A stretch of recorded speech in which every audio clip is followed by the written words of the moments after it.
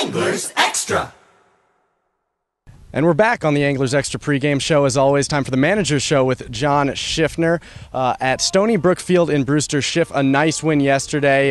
Back and forth ball game. You're able to win 8-4. What were your thoughts from that win? Well, it showed character that we've had and we've shown a lot all along.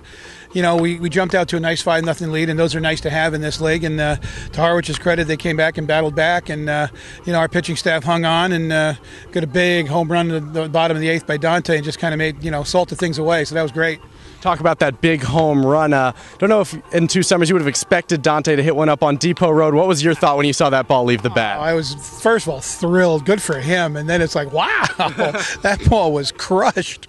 So, it was great. I mean, it couldn't have come at a better time. I mean, we were struggling. We were stumbling and bumbling at that point, hanging on with, because Harwich came really hard back at us and almost had a chance to get us. And then, Jake Doris shut the door and did a great job, but Dante just said, okay, enough's enough, bang, we're going to take care of this right now. And that was perfect. It broke their hearts. It's tough to really come back from that. You push us to the limit in the top of the 8th, and you got us on the ropes, and then he comes back and just hammers that ball, and it's kind of like you feel the emotion, you could feel the energy, and Jake went in the top of the 9th and took care of things.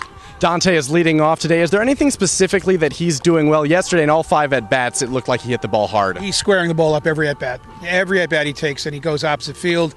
It doesn't matter if it's lefty or righty. He's really swinging the bat well, and that's fantastic. That's what we're here to do. He's here to improve. We're happy that he's doing it. We're thrilled for him, and let's roll. Another player you mentioned, Jake Doris, who came in with 2 runners on, nobody out in the 8th inning, shut the door, pitched the final 2 innings for the save.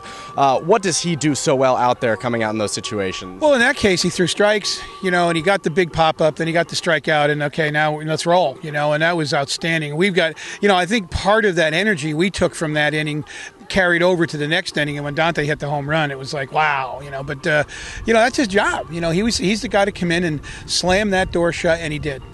He slammed the door shut. Moving forward, now you've got a couple new players who just came in today, Landon Laster and Michael Russell from North Carolina. They are not starting, but they're active. What do you expect from those guys? Well, right now they're just going to check out things, what's going on, what's Chatham all about, what's the Cape League all about. They took some BP today. They're fielding ground balls right now, just to get acclimated, to get used to the guys, that the guys get used to them. And we get technically a day off tomorrow from the game, and then they'll be ready to go, and probably one or both might be in the lineup on Tuesday. Now, on the pitching side, the team's done very well. Matt Gage did a good job last night. Lucas Giraldi was just signed to a full contract, and Kyle Funkhauser will also see some action. You've always talked about how important pitchers are on the Cape. So how are you going to manage this staff with so many arms now? Well, I think it's, I love arms. It gives you a lot of flexibility for a lot of reasons. If a guy is struggling, then you can get him out of there and help fix him before, the floodgates open.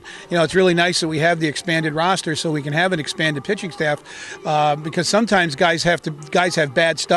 And in certain places they've got to continue to throw, which doesn't help your team or the pitcher's psyche. So having 15 pitchers to throw gives us a chance, if somebody's not really throwing well, get somebody else in there and take that other guy who wasn't doing so well, and we'll work with you tomorrow in the bullpen or whenever next time it is to work. I think that's a tremendous advantage to have because you just need lots and lots of arms. Plus, we don't have the minors to dig into. We've got to load up the roster as best we can with arms because if somebody goes down now, who's out there? You might luck out and find a guy that didn't sign or somebody coming out of summer school, but that's rare. I mean, and then of course, what level are you going to get? What competitive level are they going to be from? Almost everybody signed up to be in some kind of summer league, and unless you get a miracle, they're not going to be released to the Cape Cod League for sure. So you're going to bring in somebody that might not even belong here. And how does that help you? So you try to, you try to, overload your pitching staff. That's why we have several guys who are two-way players to do that so we can utilize their arms. And as part of it also, now you can spread the innings out more and not put too much of a load on any one pitcher. Absolutely, and that's so important to me, is I don't want to send anybody back, overworked. If they get hurt here, that's baseball. That happens in life. But they're not going back here saying, hey, I threw too many innings at Chatham because they overused me. That'll never happen here. We will not do that. To me, they are the most prized commodity that we have, is the pitcher's arm.